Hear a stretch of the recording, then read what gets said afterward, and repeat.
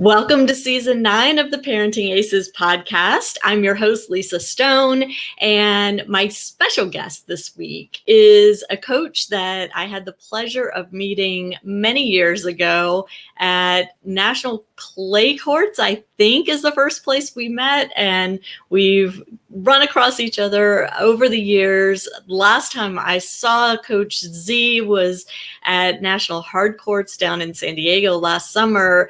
But we stay in touch, and now that I'm a West Coast girl too, we thought this would be a great time to do another podcast together. So I'm going to bring Zibu Ncube. I say your name wrong every time, but you say your last name Zibu because with your accent, you're right, Zibu Ncube. But if you had to pronounce it like from Africa, Zibu Ncube. So good luck. That's a tongue twister. Yeah, I can't do it. I practiced, but yeah, it just doesn't roll off as well as when you say it. So welcome back to the podcast. It's great to see you. Thank you. Good to see you. And thank you for having me. Of course. So we're recording this the Friday before finals weekend of the U.S. Open 2020, the COVID Open, if you will. Yes. It's been a crazy couple weeks. I just got back from a socially distanced outdoors Pilates class, and I'm getting ready to go play tennis with Awesome. So hence the hair. Yeah. But no, not a problem. I'm just stepped in from a tennis court. And there you go. Got a chance to chat, so excuse my situation too. No worries. So the title of this episode is How Do You Know You're Good Enough? And what I really wanted to talk to you about and have you kind of share your philosophy around is this notion of when a junior player knows they're good enough to play college tennis and good enough to go pro, and you've worked with players across the spectrum, junior players, college players, professional players, and you've worked with them all along their pathways, come in and out of working with players. You have so much experience, and I love your approach to junior development. So let's just jump right in. Sounds good. I would say yes. I've been fortunate enough to work with, develop some players from, the junior level, going to elite college programs. Also, some players who skipped the college program going into the pro event. And there are different stages in the developmental process where a player starts to show potential for each arena, and arena being the professional circuit or being ready to play at college level, Division I, or some Division II and III collegiate programs. I would say that by gender, it's a little bit different for the guys and the ladies. A window for women, you can tell if someone has potential to go pro at an earlier age than the guys. Probably they say age 12, 13, 14 should be a rude awakening to see where the potential for the ladies is going. For that the guys, young, huh? That young? That young? Yeah, pretty young. The window is a little bit different for guys and ladies. So with the in the guys section, I would say age 17, 18, or late 16 is a good cue of level of performance, whether you have what it takes to immediately go professional, or it's better for you to at least take the stepping stone into college tennis, and eventually, if you're ready enough, to go to the pro circuit. Which, then leads me to believe that for all junior boys, they better get on the recruiting path just in case, right? Absolutely. So because you really need to start reaching out to coaches, developing your recruiting profile and all that, at least by ninth grade, just to get the process started. So you're saying for the boys, if you can't make that determination until they're a bit older, they need to already get some things going in terms of college tennis, just in case they're not meeting those milestones. Yes, absolutely. I would say that's that is a must, especially if you are from the US. It's a little bit different. For example, I spent quite a considerable amount of time training players in Spain, and I learned a lot about in the European culture. They're not so much. Most of the players are focusing on either turning professional. And there is a good group who are also looking to come to college in the US. Their approach is slightly unique. Is the fact is that they play a lot of tournaments. They're focusing on really improving, and they're fortunate enough by that certain age that they have a pretty high world junior ranking, that they become attractive to the top tier colleges or colleges in general. You would see these college coaches in the junior Grand Slams looking for that type of caliber talent. So they may skip that stage of starting to create that profile early, but the top tier colleges will be scouting for them, the top juniors. Interesting.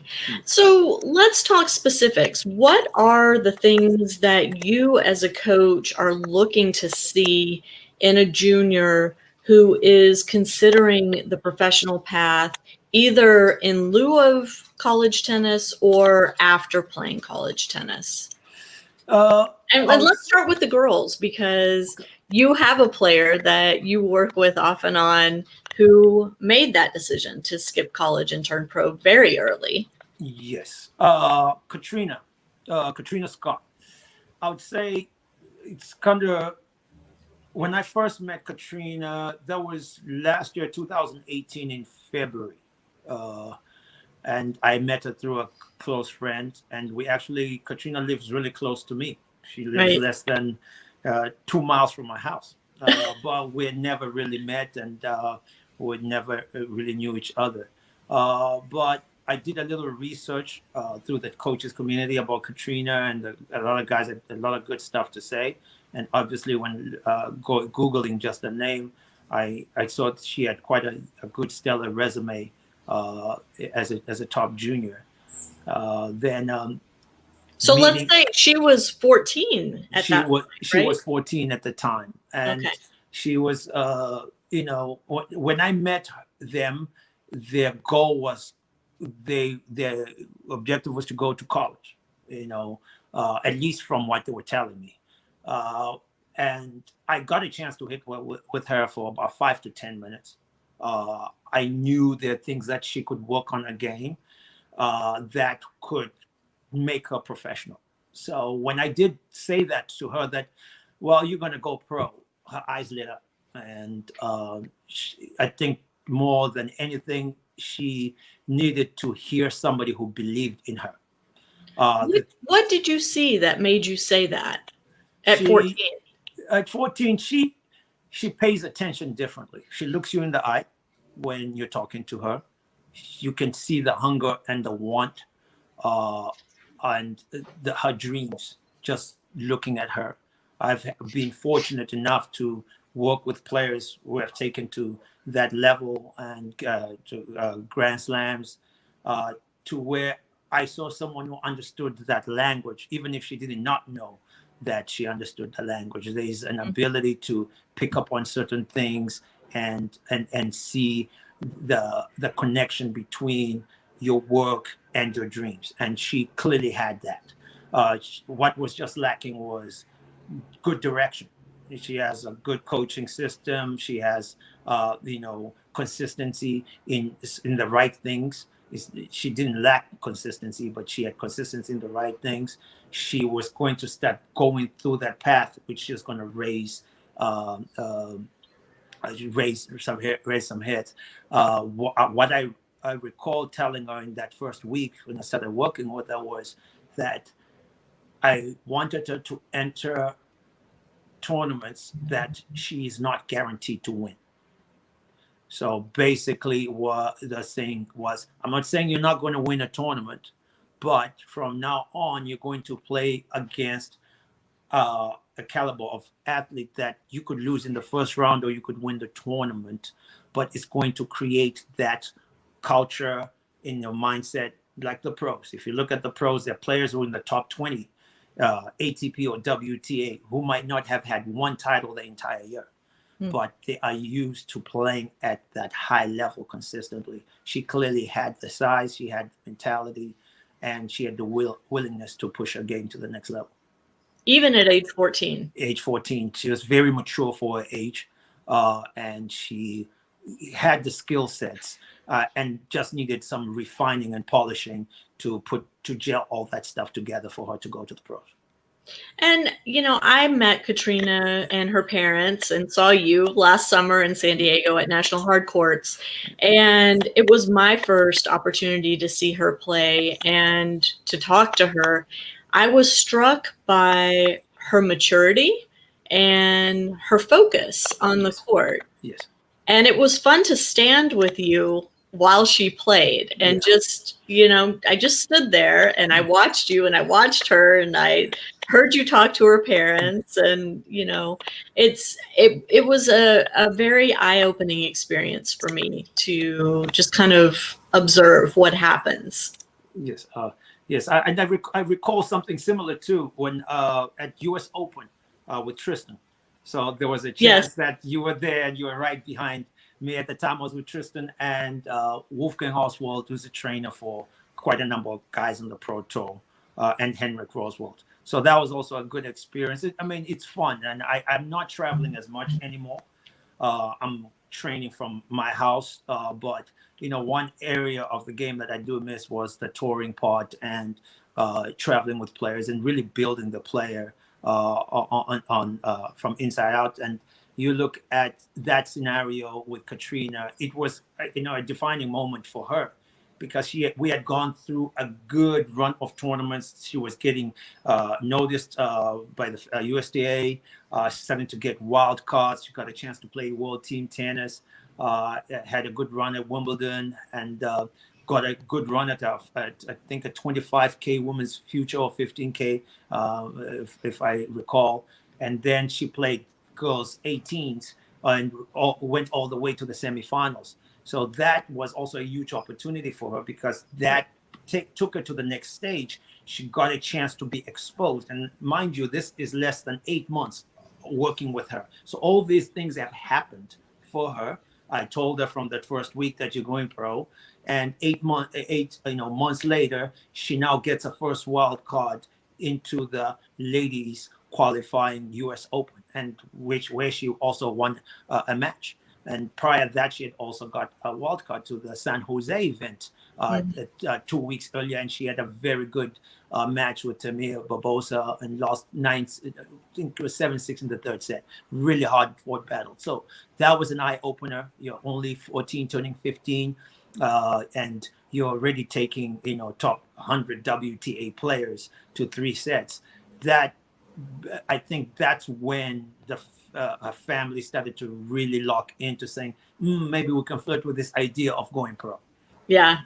What was interesting too, meeting her parents, was her mom is the tennis parent, her dad is the support, right? And yes, front office and back office, the way they put it. Yeah, and they couldn't be more different in their personalities.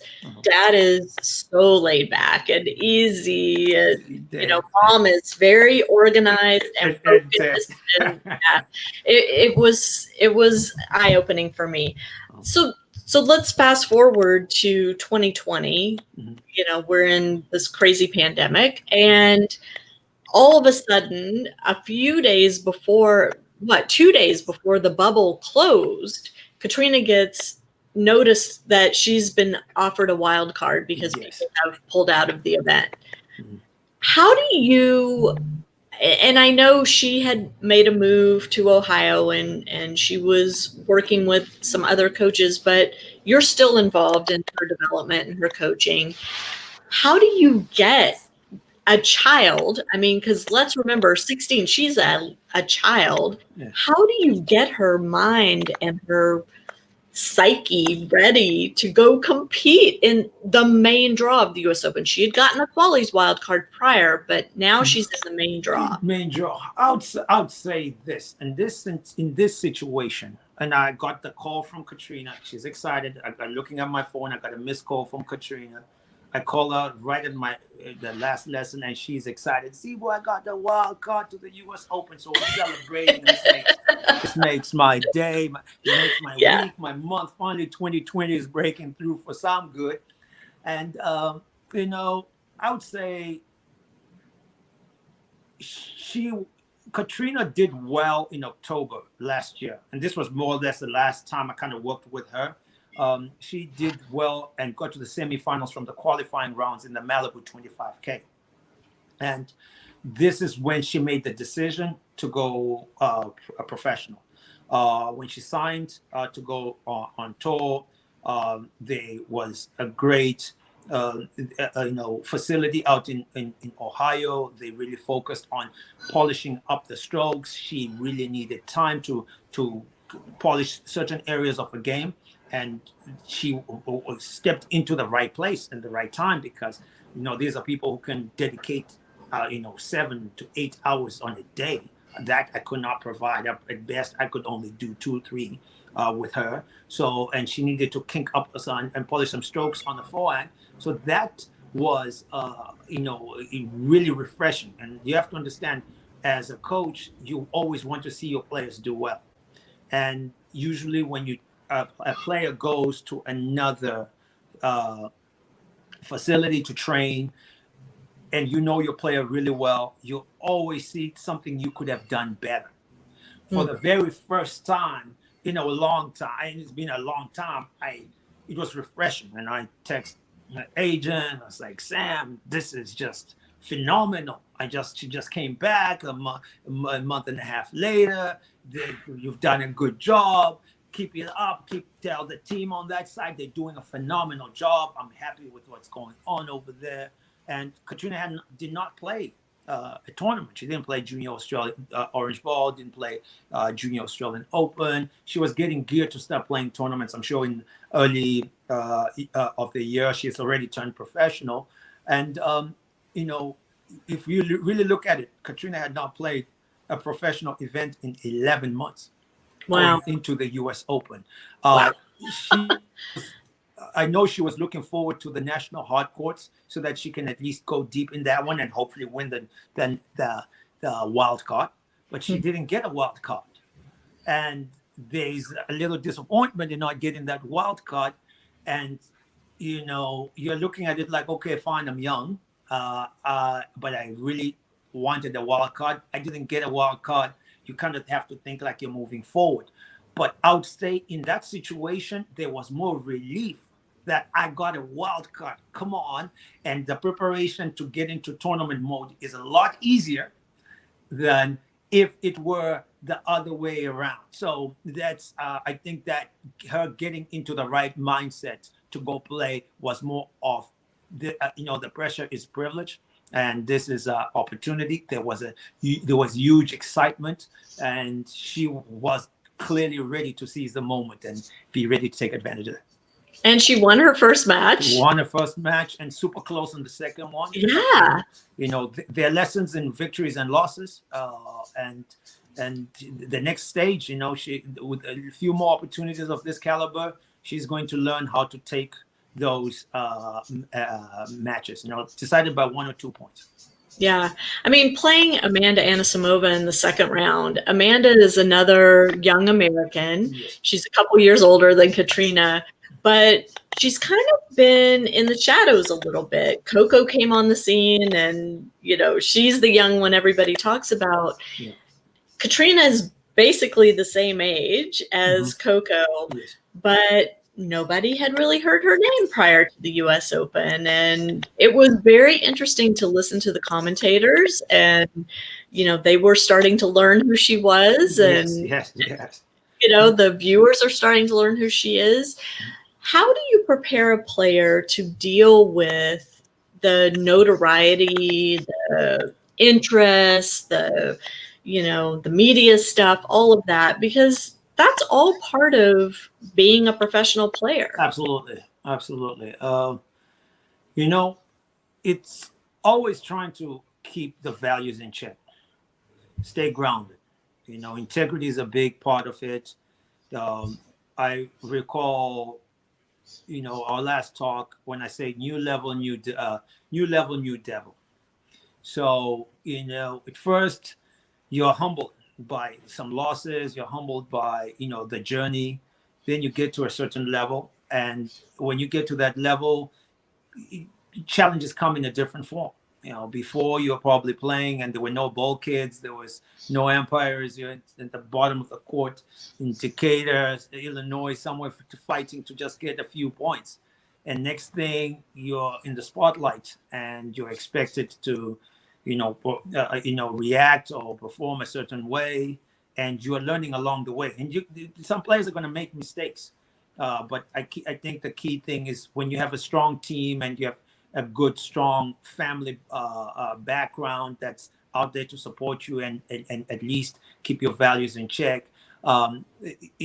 It's still not easy, but it goes a long way. It really helps, and you learn to fit into that new version and expectation in a classier way. Right. Let's switch gears a little bit and talk about the men's side now. So you said at the beginning of this conversation that for boys, it's a lot different in terms of knowing if you should go the college route or go the pro route. Mm-hmm. Even knowing if you should go, strive for the top level Division I programs or, step down to maybe mid-major D2, a lower level D3. So what are some of the things that you as a coach look for to help guide the boys in terms of which pathway they should take, which fork in the pathway, I should say, they should take? Yeah.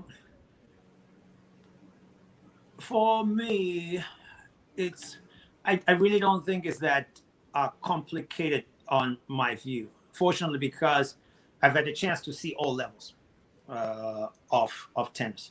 And as you're developing, you also are going to be exposed to certain tournaments that are going to give you a chance to see how you handle certain skill sets, skill levels, and pressures.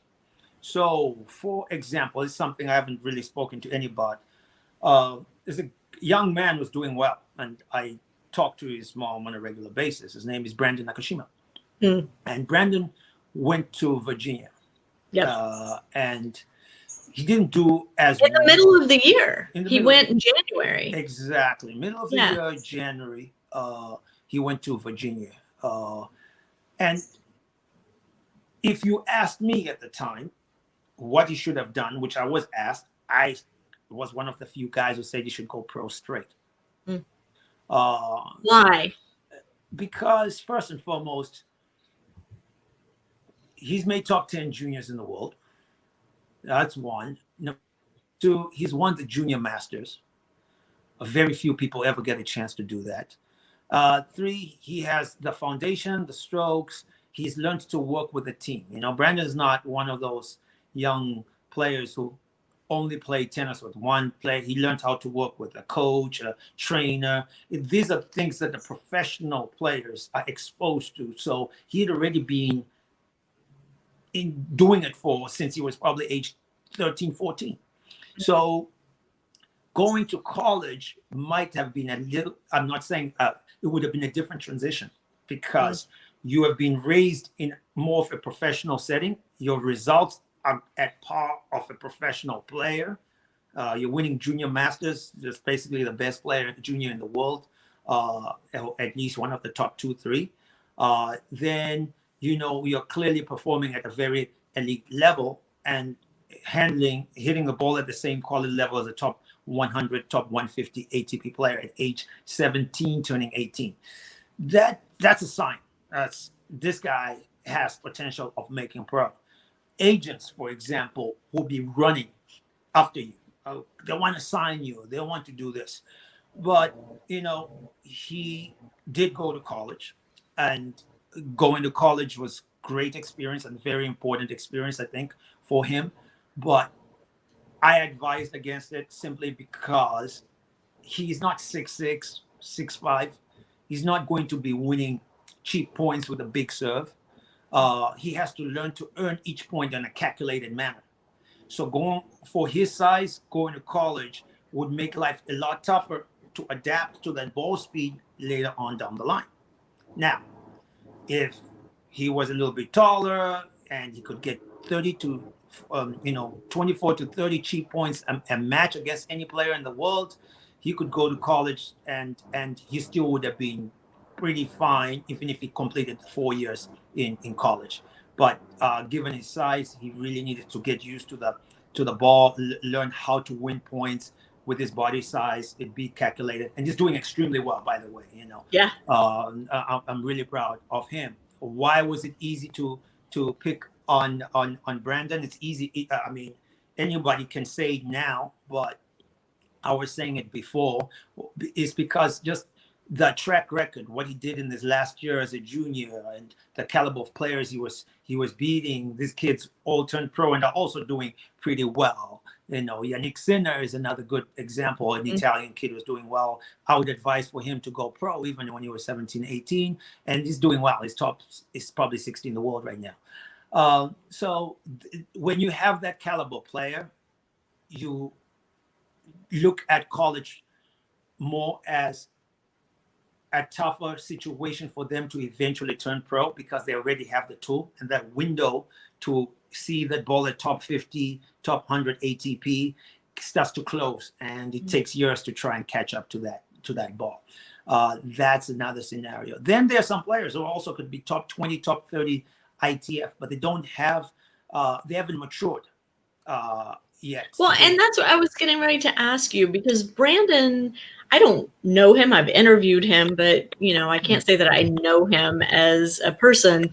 But the demeanor that he gives off is one that's very calm, very focused. Yes. He doesn't have these explosive outbursts on the court. He's just kind of goes about his business. And I'm wondering how that factors into your opinion on whether a boy is ready to turn pro versus go the college route. Yeah, there are some players who got a similar mental attributes, but they don't perform at that level. So you gotta have both. Yes, I would say you have to have a combination of things. For example, if I took it extreme, I recall playing Davis Cup against Novak Djokovic. He was about age 16, and when I saw him, I knew this guy was going to be top 3 in the world. He was probably ranked in the top 150 ATP. He was 17. Wow. His level of performance was already so high. And a good friend of mine from Zimbabwe, who had just won the NCAA, so he's a top-ranked collegiate player, lost to him. And you're the best college player, and you're losing to a 16-year-old. You figure the performance. And I'm not going to say Novak was as calm and collected as Brandon, but Novak's level just was his level. And it wouldn't make sense for him to go to college when he's already beating the best player in college at 16. Yeah. So usually when you have that caliber skill sets, it's important you see those windows. And mind you, at that time, Novak was financially in a tough situation. He was looking for sponsors. And I even recall at a dinner, the Davis Cup dinner, where there was the team was considering having him change to the British citizenship because he's close friends with Andy Murray, and because his great grandparents or something had been in England before. and this, I'm looking at the kid where I'm saying he's going to be probably top 3 in the world, and okay, he's now 1, but you could just tell that his skill sets are solid enough to make it professionally. Now, would he have? Do I think if Novak Djokovic went to college, would have been number 1 in the world? No, but I think he'd still have been a top 100 player. But him deciding to go pro at an early age, having those skill sets, exceptional skill sets, allowed him to take his game to a top 10 level game. Even though at a young age, and even once he was starting to really waves on the tour, mentally he still had a lot of issues. Well, even as we saw this past week. So, you know, sometimes keeping the anger under control is a challenge. But but you're saying his tennis skill was so good that you knew that he was going to fix the rest of it. Exactly. I mean, you got good foot speed. You can handle a big man's ball. You can redirect the ball. There's so many areas of the game that you need to be able to neutralize. And if you can neutralize those situations and you can learn that at an early age, 16, 17, 18, 19, you leap forward. And it's that takes a lot of years for people to get to. Sure. So in terms of, you know, American boys that are contemplating the pro tour, you know, but also may have some fantastic college opportunities, what are you guiding? How are you guiding them? What are you saying to them to say, these are the things you need to achieve for me to, as your coach, to say, absolutely turn pro, or absolutely you need to go to college for at least a year and let's see what happens? Yes. I would say if you are at blue chip, I think top tier, top 25. Junior, top 25 junior at age 16 or 15, and you can beat blue chips of age 18, 17, you have a chance to push your level up before you can think going pro. You have to be at least a year or two, younger to try and take care of that window before you decide that college is not you're going to jump the college level. If you're a top tier player, blue chip in the US, I would also encourage that you get the opportunity to play international events. That way you compare yourself amongst your age group. So one way I look at it, and this is my only way, is I look at the year you were born in. So if, for example, a few guys, a good year group would have been the year group of the 88, right? You got probably Sam Querrey, you got Gael Monfils, you got Novak Djokovic, you got Andy Murray. Look at all that the top level players that came in the same year. When did all these guys get to know each other? Did they start knowing each other at age 12, age 13, 14, 15? Because you push each other to get to the next level. If you're amongst that top tier group that's doing extremely well, it's going to tell you a lot. 4 of my friends who I can beat, and they beat me sometimes, but they win Wimbledon, I win French Open, but we are also winning some challengers. There's a high chance you're going to make it professionally. You kind of follow that group. But you could also be the second stream of that year group. You could be the guy who is in the top 15, but you're not yet in the top 10 of that group of player. Maybe you are 6 months to a year behind. And if that's the case, we're looking at a situation where you have to consider college, top tier college, unless things changes. I have seen, and I've been surprised, and I have to say this, I've seen some of the second tier 2000 kids who end up eventually rising to the level, make decisions to go professional, and have won some ATP events. So, but I would not have advised them to go straight to the pros. Yeah. Maximilian Wild is an example, the Brazilian player in 2000. If you face with Felix, Felix was always ahead of the class, but he went on to win an ATP event before. Um, I would have, if I were to advise, I would say try a year or two in college and then go and see if your game is big enough to go pro. And he also won Junior US Open 2018, Yeah. but he didn't win it when he was 17 or 16. He won it when he was 18 already. So that gap to me was more like, you still are not yet good enough to dominate a year or two ahead of you. So, but he's definitely a player who would have made it in any top college in the U.S. That is my gauge for the guys in terms of who is going to make it pro, has a good chance of making it pro, and who not. But I also factor in a few things. Two things that other things that I factor in is finances. Yeah. Okay. It's a big one. Going pro is a very expensive business. And in that scenario, you have to look at a fact that, do you have sponsors? If you have sponsors, okay, that's a good scenario. Is the money coming straight from your family? Is it worth the risk? Because I will advise that your family goes through, your family does definitely spends that money in college before they focus that money in the pro, which is a little bit more of risk. But if you do have sponsors, that could be a different story. Interesting. Yeah. I mean, it's, something I learned, I guess, last year that I didn't know is Stefanos Tsitsipas was being recruited to go to college.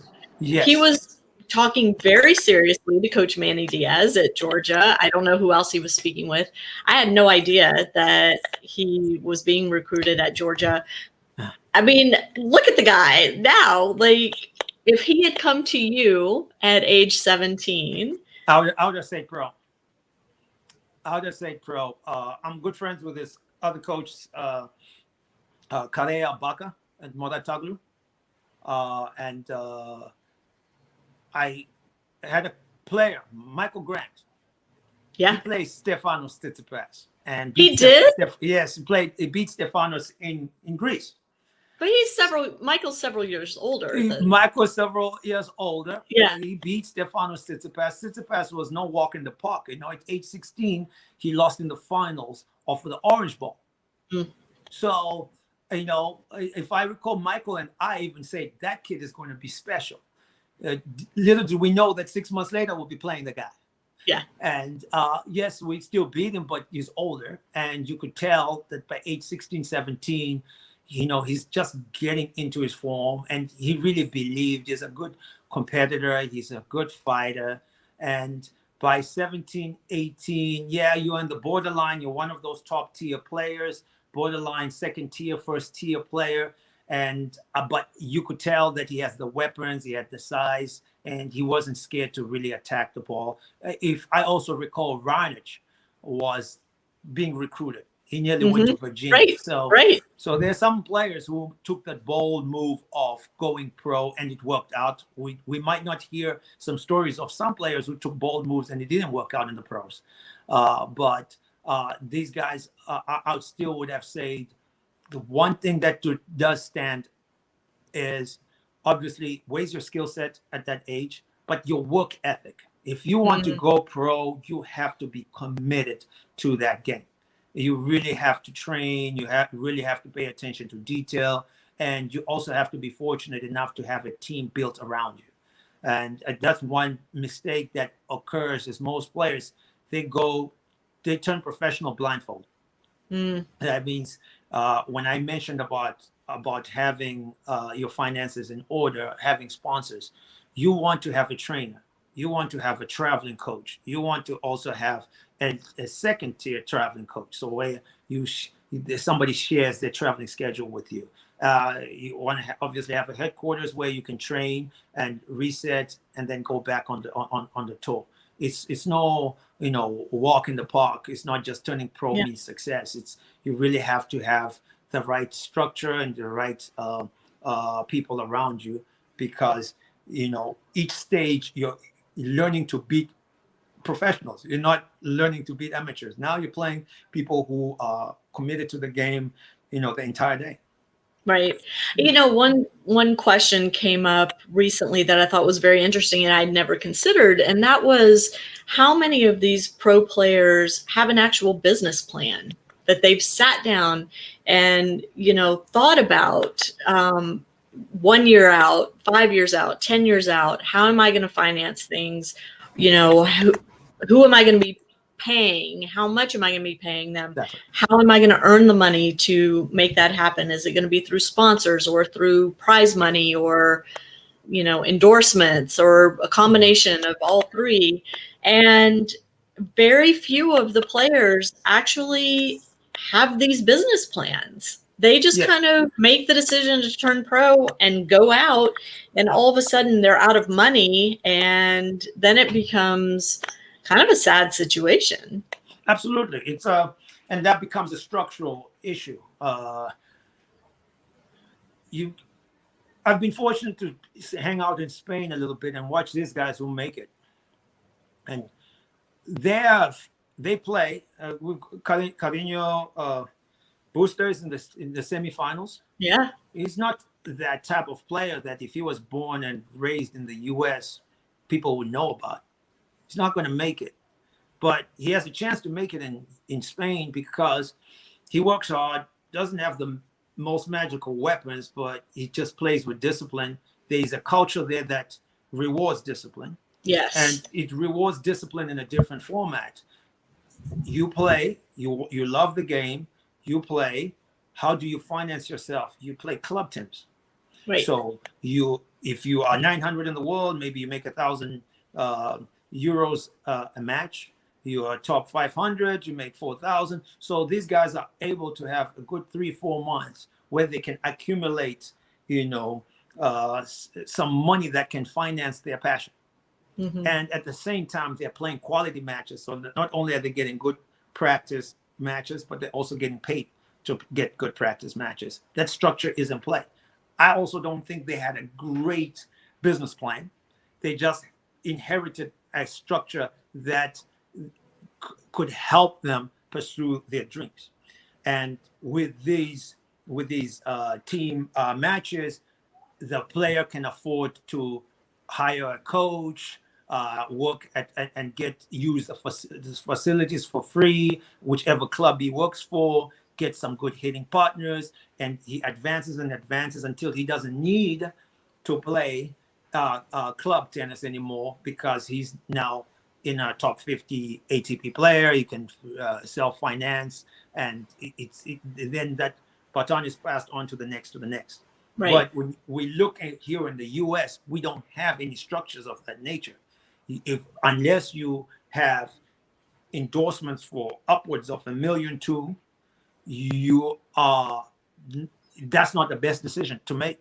You're struggling. You're struggling because the last thing you want to do is worrying about where you're going to sleep tonight. Right. If after this match, there's no way you're going to be able to compete with players who have a set base and a set structure. Yeah. And forget 10-year plan. By 2 years, the cycle would have coughed you out. Right.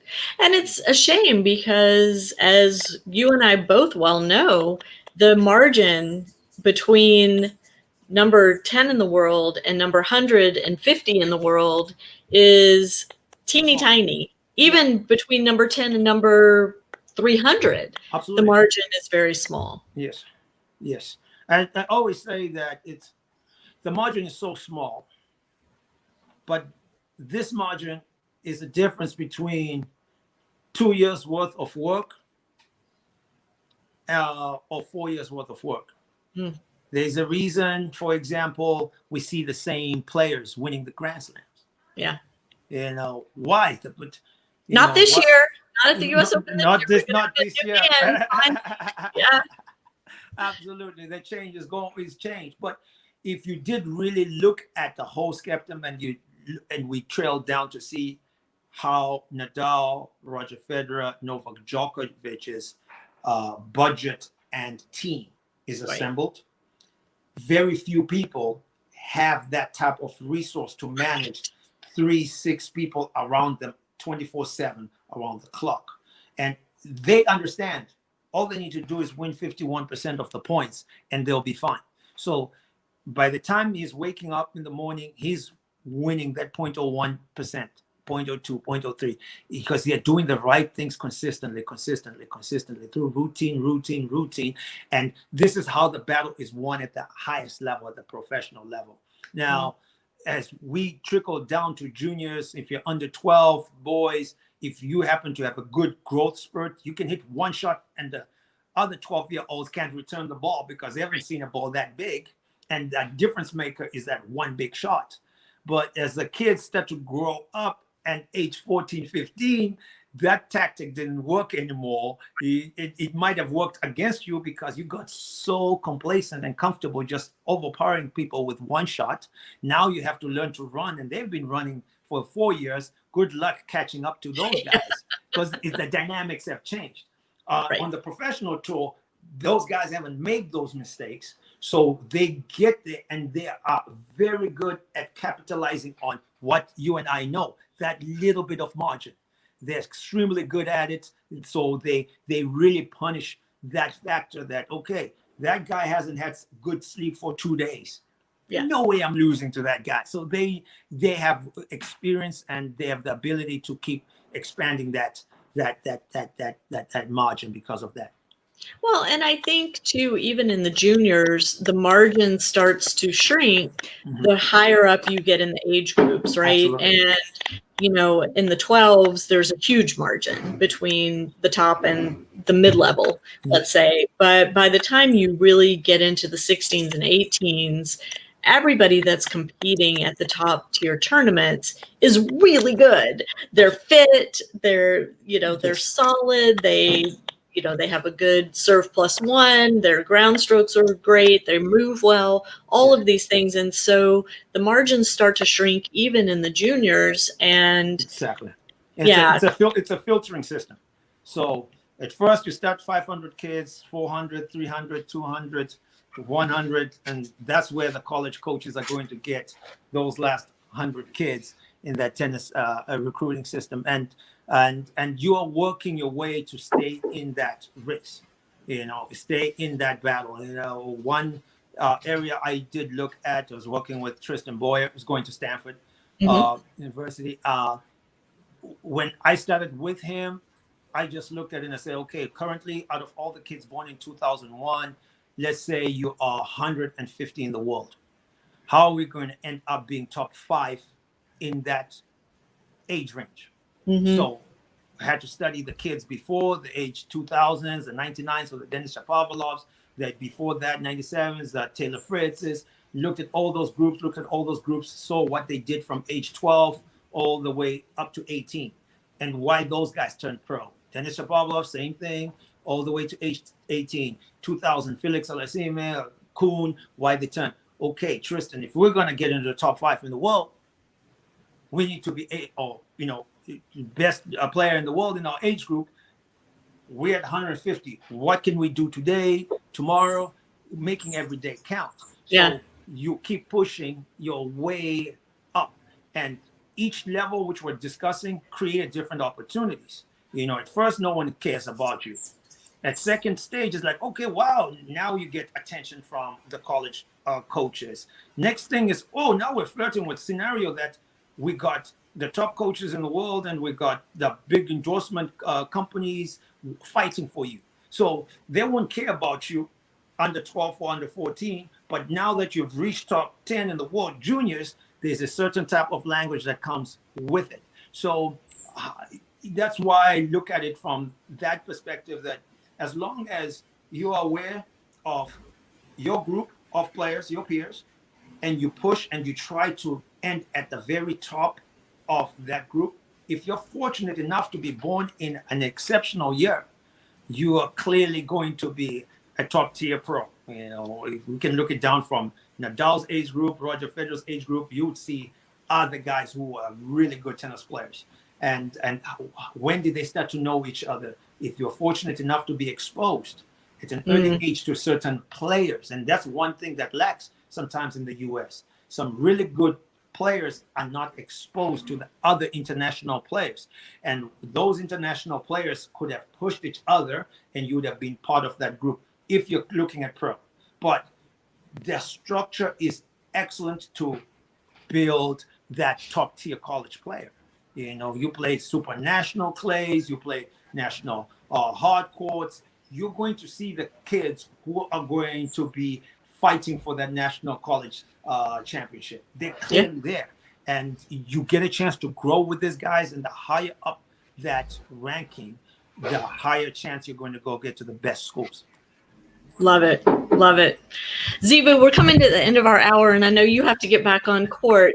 If our viewers are interested in getting a hold of you or learning more about what you do, what's the best way for them to do that? I would say I'll probably have to give them my email and also my phone number. I'll leave that to you. I'll shoot to the phone number. Okay. And then text is easier for me. And to be honest, I'm working 14 to 13 hours straight a day. It's a lot. Yeah.